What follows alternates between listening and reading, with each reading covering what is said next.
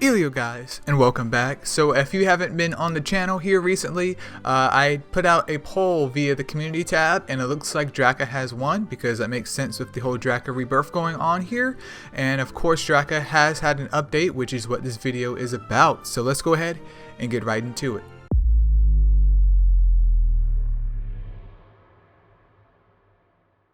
Dang, I should have said let's go ahead and Draka like it's hot, but it's too late, and I did slide that little corny joke in there anyways. But we're starting off here with Dark Draka because I want to change things up, and Dark Draka is a balanced type coming in with 29k HP, 3.1k attack, and 3.1k defense. So decent stat distribution here. As a Nat 5, obviously it should be spicy, and since this is a dark Nat 5, it should also be even more spicier. And just in case you're like a newer player and you literally just clicked on this video as your first video, Draka is a Nat 5 rebirth mon that comes around like X amount of months out of the year, and it's usually here for roughly about 3 weeks, and you have to sacrifice Nat 5s that you pull during your time on MSL to sacrifice to get Draka here.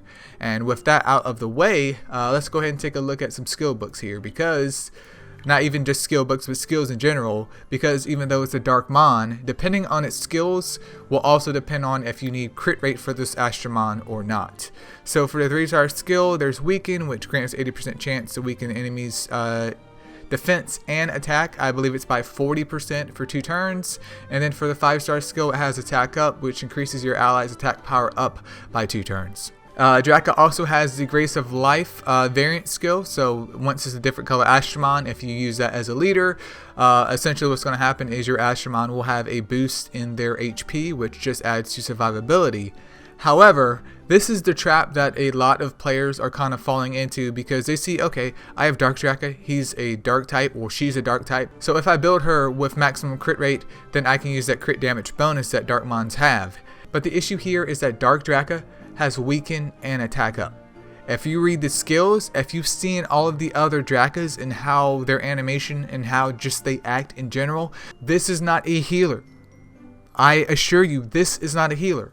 Just like other Astromon, like Dark Shadow for example, even though it's just Shadow, when he attacks, he does physical damage to the opposite side, and he applies attack up to the entire squad. This is the same thing right here, so don't go thinking, oh, I pulled a Dark Draka, let me go put it in Titans.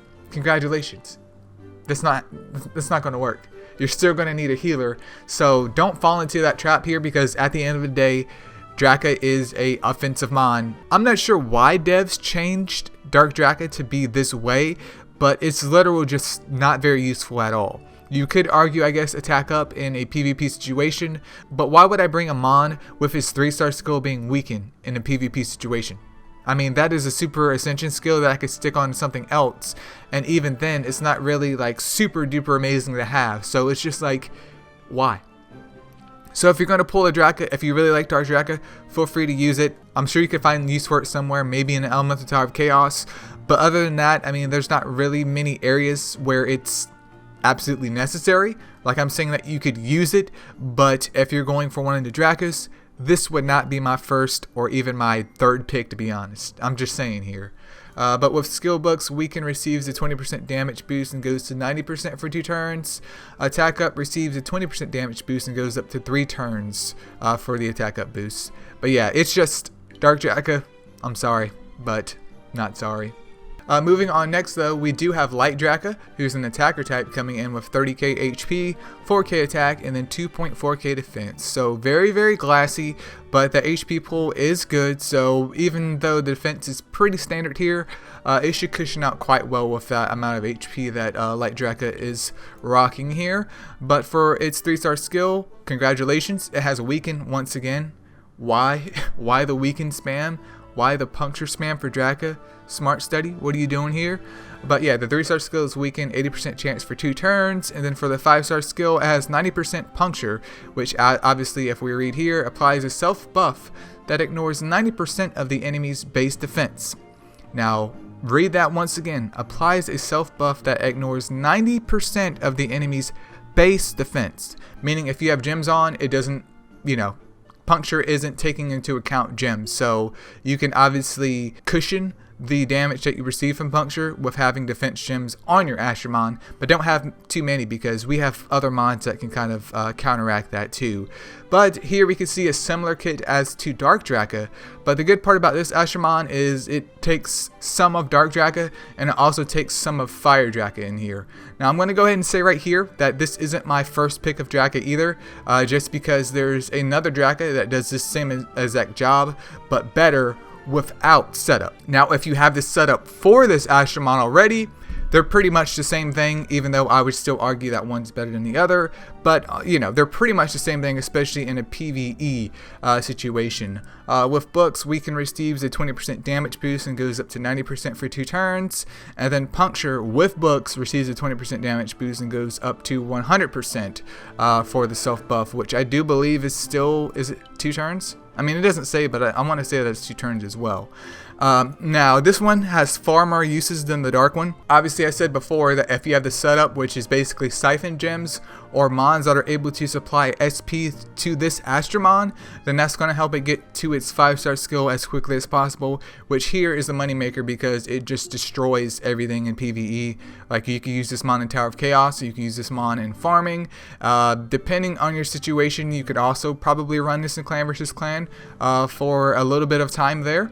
Until, you know, obviously you get in better clans and get in better fights and realize that, oh, I can't cheese everything with Puncture, but I can cheese most things here. But, I mean, if you don't end up pulling a Fire Draka and you somehow just end up with, like, light and a whole bunch of dark, then I would definitely Evo 3 a light one over the dark any time of the day, week, month, or even year, just because Puncture is just amazing.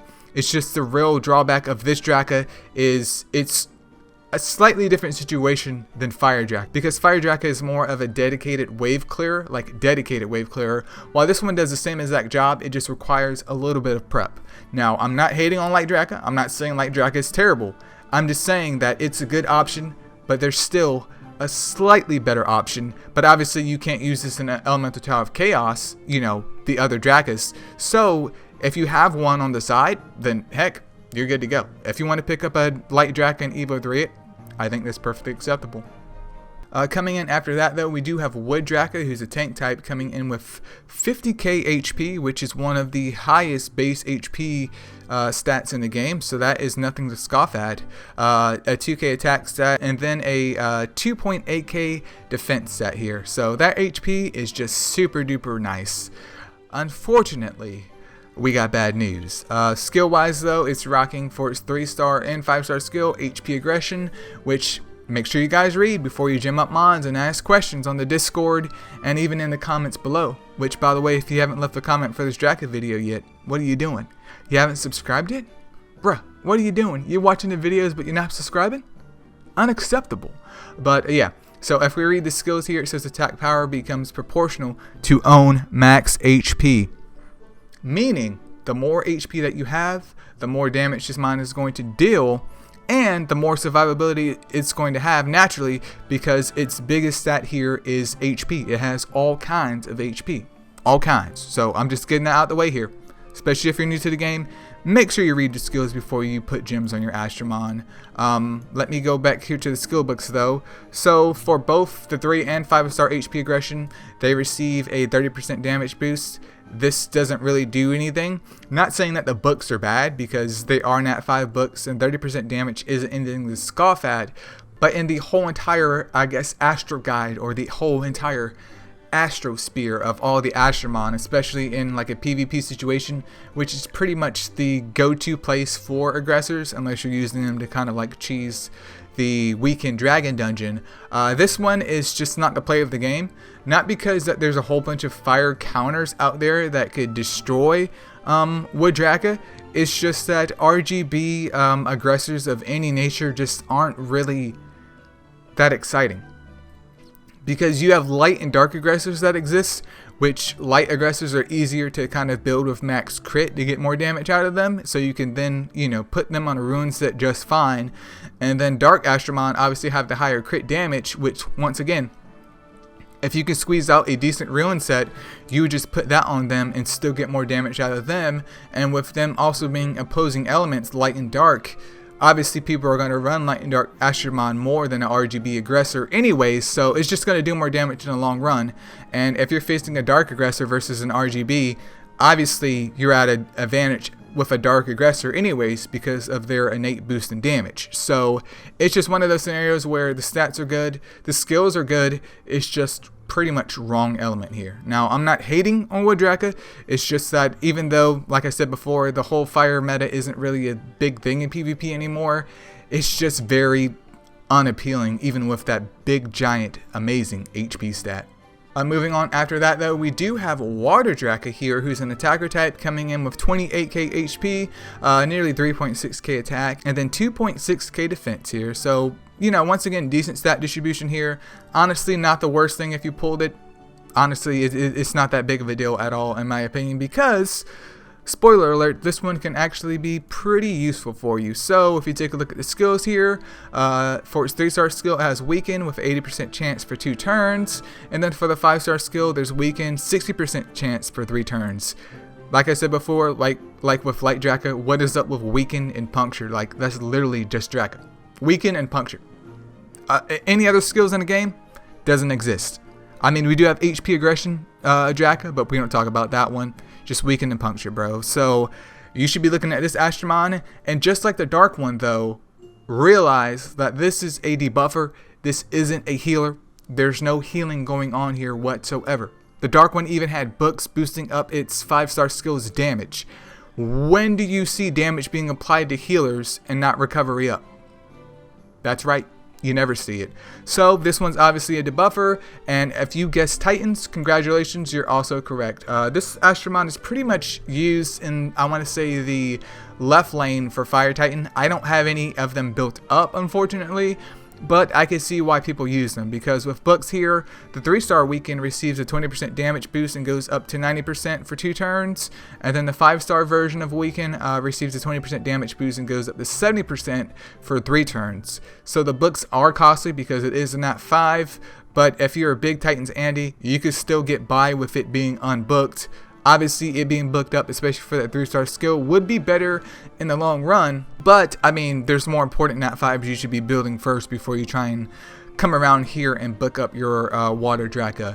In terms of other areas though, there's no real use for PvE, there's no real use for PvP. I guess if you really need a debuffer or something like that for Colossus, you could also slide Water Draka in there to help you out with, you know, mitigating damage from your team and doing more damage to the Colossus before you die. But yeah, it's just a dedicated left lane Titans mon at the end of the day. So if you need a good weaken mon on your left lane, especially if you lack like mons like Water Bast, this could be a good alternative for you for the time being. And then last but surely not least, we have Fire Draka, who's an attacker type, coming in with 25k HP, 3.9k attack, and then 2.5k defense here. So I'm going to go ahead and tell you guys right here, there's no spoilers at all, because the truth is the truth. This hands down is still the best Draka. I know Light has a similar kit to it, but in my opinion, especially as a newer player, if you're going for any of the Drakas, unless you somehow already have amazing wave clears like Dark Purse or Dark Gilgamesh, this still right here is where all the money is at. So skill wise, Fire Draka has morale boost, which grants 100% chance to restore 15% of allies SP when attacking. And then we have the real money maker here, which is Puncture, which applies a self buff that ignores 100% of the enemy's base defense. Remember, Light Draka has 90% until you get it to 100% with books. This baby, right outside of the whole fresh Nat 5 rebirth at Evo 1, level 1, baby base stats. Congratulations, 100% Puncture. That right there is 100% free damage for you in a PvE situation. And you guys know that while I'm not a big fan of Battle Rush, I am a big fan of Morale Boost, which is what this Astromon has. Now, it's not self Morale Boost, it's for the whole entire squad, but still, that's going to help with you getting orbs and making sure that your Fire Draka can get to its 5-star skill fairly quickly here. Book-wise though, if I can click out of this, Morale Boost receives a whopping 20% damage boost, which is nothing, and then Puncture also receives a 20% damage boost. So books aren't necessary, but they're kind of like the little sprinkles on your cupcakes or your ice cream right here. As I stated, this in my opinion is just the best Draka in general because you can use its HP lead for sure, especially in areas like Golem's B15, depending on your team composition. With Puncture being 100%, that means books aren't necessary for this Astromon. With Morale Boost being the way that it is, it means if I bring in other wave clearers with this Astromon, that everyone gets a benefit because they're going to go to their 5-star skill as quick as possible. If you take this Fire Draka and put in another Fire Draka with this one, congratulations. You're now getting SP regeneration even faster than what you're doing before. So as a PvE mon, this right here is where the money is at because I can take 3 wave clearers, maybe one of them's Fire Draka, maybe 2 of them's Fire Draka, put in like a Dark Mona, and then run the 4th mon in the slot while I'm farming out exotics, while I'm trying to level up Astromon. We're hanging out here. Same thing can be applied for Golems. You can use Fire Draka even if you needed to in Golems B8. Not sure why you would, but Golems B10, Golems B11, Golems B15, you can use Fire Draka there. I also use my Fire Draka in, I believe it's Water Colossus because he has so much HP.